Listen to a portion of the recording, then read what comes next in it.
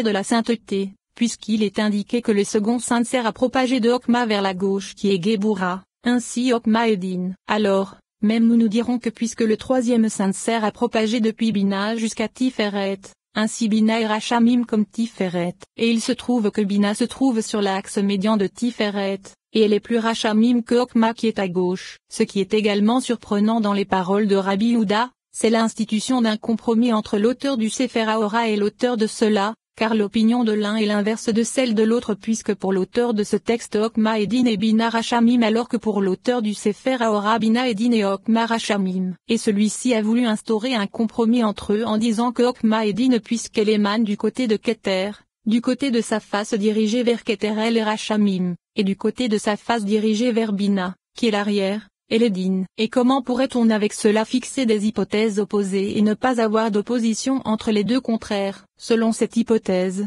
il se trouve que Bina ne serait jamais plus Din que Okma, tout comme l'opinion de l'auteur du Sefer HaOra puisque l'arrière de Okma fait face à Bina. De plus, le compromis qui est présenté se trouve dans les paroles du Sefer Sha'arei Ora, comme nous le dirons dans le 10e chapitre de cette section. Alors comment serait-il possible que dans l'hypothèse des contraires on imagine réconcilier les deux opposés? Car le compromis c'est l'opinion intermédiaire qui réunit les deux hypothèses, sans décider d'opter pour une opinion et rejeter l'autre, et cela jusqu'à vouloir rejeter l'hypothèse de l'auteur de ce texte car le fait que ce soit à Bina que se réfère le nom Yahvé avec les voyelles d'Elohim n'est pas une preuve, qui nous dira que son nom dépend du nom qui propage le sud et le nord à partir d'elle. Disons que son nom est ainsi à partir de la signification de car c'est la miséricorde et le jugement réunis par elle, comme nous l'expliquerons. De plus, Rabbi Yehuda a expliqué au début de son livre que la Tzilut arriva comme un point voyelle triple car Okma fit émaner Ezed et Netza, et Bina fit émaner Géboura Yod. Et ainsi, comment le sud et le nord pourraient-ils se propager à partir d'elle puisque cela n'est pas son opinion? D'autre part, c'est le droit chemin qui va de Bina vers Géboura dont il est question. Et selon quelle preuve l'auteur de ce texte serait-il d'opinion que le droit chemin va de Okma vers Géboura? La preuve de cela provient de la parole qui est elle-même indiquée dans l'Hydra, ainsi que dans le commentaire de la Kedusha. C'est-à-dire que la pensée va de Okma vers Géboura. Ou bien nous dirons que son opinion était que les trois premières ont la forme d'un chourouk, l'une au-dessus de l'autre, car c'est ainsi que cela est décrit dans ce commentaire. Mais du chemin, il n'y a aucune preuve. De plus, même si nous disions qu'il existe un chemin direct de Bina vers Géboura, il n'y en a aucune preuve, comme l'ont écrit les autres commentateurs dont l'opinion était la même que celle de l'auteur de ce texte. Et son opinion était que c'est précisément Okma qui se trouve à droite, et Bina à gauche, par le canal qui se propage de Okma vers Ezed, car en dehors des merkabot de Ezed se trouvent des écorces qui se nourrissent de Ezed, et c'est pour que le shefa de Okma qui se propage vers Ezed n'annule pas toutes ces écorces extérieures, car de Ezed ne se révèle pas la soif puisqu'Okma est Din et feu. N'est-il pas dit dans ce commentaire que Okma se trouve au-dessus de Ezed? Et ainsi, il est dit que Okma serait jugement et Ezed miséricorde, et si le shefa de Okma n'était pas la force de Ezed qui est miséricorde, il annulerait les écorces par sa miséricorde. Et à propos du canal qui se propage de Bina vers Géboura il est dit l'inverse, ceci pour ne pas qu'à cause du shefa de Bina les écorces frappent le monde et sautera. Et voici que l'indication de Rabbi Yehuda n'est absolument pas une preuve. En vérité, la preuve nécessaire provient de nombreuses autres paroles du Zohar qui sont connues et admises pour ceux qui savent que Okma se trouve dans le secret de la blancheur, par le secret de la miséricorde totale. Et ainsi, elle est parfois appelée talit blanc, et les 32 sentiers sont miséricorde totale, et il n'y a aucun doute à ce sujet. Et même si dans la Torah il se retrouve dans le mot Elohim qui se réfère à Din, le sens en est que c'est à cause de Bina, comme nous l'expliquerons dans la section sur les sentiers et tout comme nous avons indiqué dans la section sur l'ordre de leur organisation que Okma se trouve à droite. Telle est l'opinion des commentateurs. Et ainsi, lorsque nous descendons à la limite de leur connaissance, il se trouve qu'il ne s'agit pas précisément de ce sujet ni précisément de la droite et de la gauche qui se trouvent en haut, à Dieu ne plaise, mais cela signifie que la droite et la gauche sont des appellations pour Din et Rachamim. Et ainsi, comment serait-il possible de dire que Okma est jugement mais qu'elle se dent à droite? Car si elle est jugement, elle n'est pas à droite, et si elle est à droite, elle n'est pas jugement. Et de même pour Bina, si elle est miséricorde, elle n'est pas à gauche, et si elle est à gauche, elle n'est pas miséricorde, car deux contraires ne peuvent s'appliquer et on ne peut dire l'une est la droite et l'autre la gauche, car c'est Ezed qui est la droite et Din la gauche. Et maintenant, comment la droite pourrait-elle s'appliquer à ce que nous entendons pas droite et jugement, selon ce que les commentateurs ont expliqué et que nous avons rapporté plus haut? De plus, selon l'opinion de l'auteur de ce texte, l'arrangement des trois premières en forme de chourouk, les unes au-dessus des autres, semble vouloir indiquer qu'elles se trouvent les unes au-dessus des autres, comme l'axe médian qui n'est ni Z ni Din mais qui est intermédiaire, c'est-à-dire Ba'amim. Et cela est en soi difficile, car ne dit pas qu'en disant que l'arrangement des trois premières les unes au-dessus des autres, son intention était de dire qu'elles sont dotées d'emplacement, à Dieu ne plaise, car son opinion n'était pas de dire qu'elles se trouvent assurément les unes au-dessus des autres, mais qu'elles ne tendent ni vers Din qui est la gauche ni vers Z qui est la droite, et qu'elles sont intermédiaires entre Din et Z, c'est-à-dire Hachamim. Et maintenant, cela ne fait que susciter la confusion au sujet du fait que l'arrangement des trois premières suit l'arrangement des trois suivantes vis-à-vis de l'arbitrage, et ils n'ont pas compris que Da'at est la troisième et que Hokma et Bina sont les extrêmes, comme nous l'expliquerons dans la section sur les arbitres, et il se trouve ainsi que tout suit l'ordre exact, car tout comme Z la première était Z, après elle Gebura et Din, et ensuite Tiferet tranche entre les deux. De même, Hokma à droite était Z, Bina à gauche et Gebura. Et ensuite Da'at tranche entre les deux extrêmes, car Keter est la racine des trois axes que sont l'axe de Ez, l'axe de Din et l'axe de Hachamim, comme nous l'expliquerons dans cette section,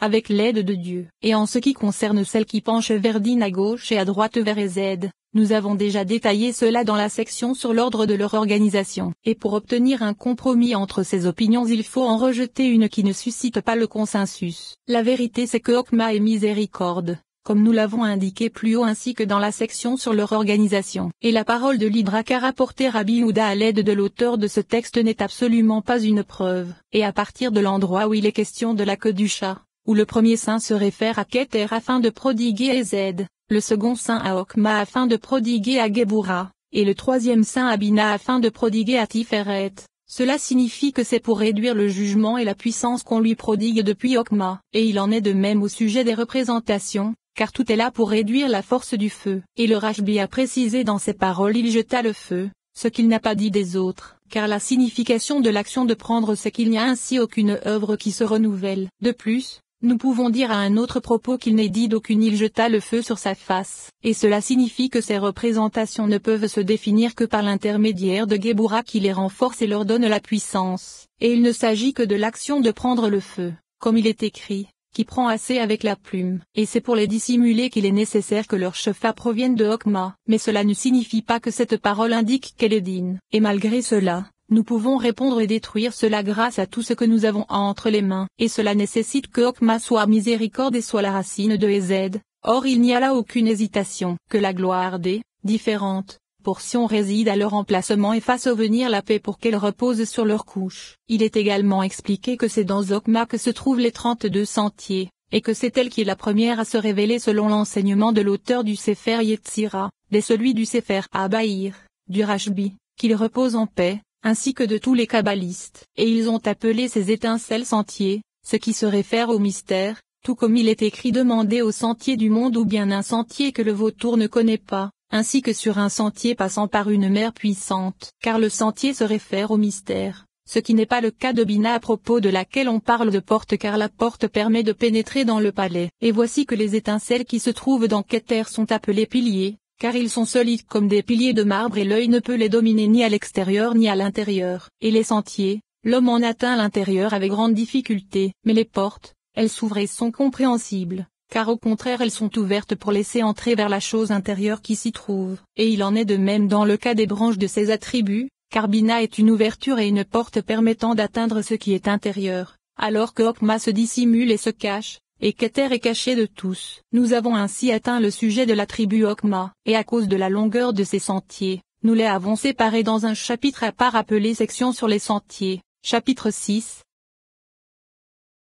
Après nous être intéressés dans le chapitre précédent au sujet de Hokma, quant à savoir si elle est jugement ou miséricorde, nous avons conclu qu'elle est miséricorde totale. Et de même, nous avons par la même occasion expliqué l'opinion des commentateurs concernant Bina, car la majorité d'entre eux ont admis que c'est en elle que se trouve le jugement. Je connais Ilak, mais je ne connais pas Biak, et je connais un enseignement qui correspond aux paroles du Rashbi, qu'il repose en paix, dans le Zohar. Le second, non, et Yahvé lu Elohim, car ce fleuve est miséricorde, et puisque les jugements proviennent de lui, Ces lettres sont celles de la miséricorde mais ces voyelles sont celles d'Elohim. Nous avons compris de ces paroles que Bina est miséricorde bien que les jugements proviennent d'elle, c'est-à-dire qu'elle prodigue à Géboura et que c'est là que se trouve le jugement, mais que dans son essence ne se trouve aucun jugement. Et nous en avons d'autres preuves plus puissantes. La première provient du Zohar Hadash sur le Cantique des Cantiques. Le Cantique des Cantiques, c'est de la bouche d'Élie qu'il a été décrété, avec la permission d'en haut. Le Cantique des Cantiques,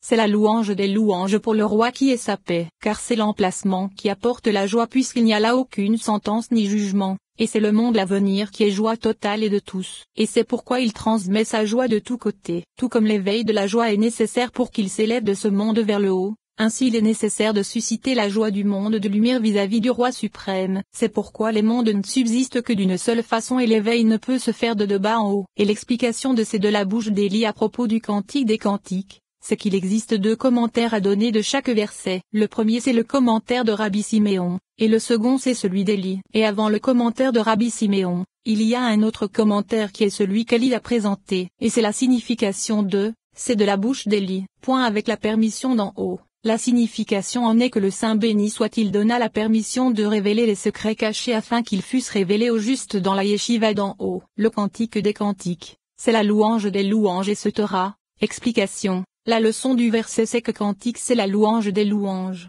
Des cantiques est semblable au cantique de Salomon. Le roi qui est sa paix c'est pour celui à qui appartient la paix, c'est-à-dire que Bina est le roi car la paix qui est Tiferet est à elle. Le roi c'est Bina et la paix c'est Tiferet. Et le sens du fait que Bina soit désigné dans ce verset par le nom de Salomon, c'est que c'est le cantique que chante Malkout, comme nous l'expliquerons. Et le sens en est que c'est pour qu'elle s'unisse à la paix qui est son époux. Et cette union se fait grâce à Bina. C'est pourquoi le cantique se réfère à Bina puisque la paix est sienne. Car c'est l'emplacement. La difficulté concernant la paix provient du fait que Rabbi Siméon a expliqué dans un autre commentaire que l'on chante ce cantique pour Malkout puisque c'est grâce à lui qu'elle s'éloigne vers l'unité via les degrés mentionnés ici, car elle nécessite la joie pour disparaître en haut comme cela est expliqué ici. Mais pour ce qu'il est de ce qu'explique Élie maintenant, c'est que ce cantique est prononcé vis-à-vis de Bina. Cela est difficile car ce degré nécessiterait ce cantique. Et c'est pourquoi il est répondu que le sens en est, car c'est l'emplacement qui apporte la joie. Et c'est grâce à elle que la joie est suscitée afin de prodiguer,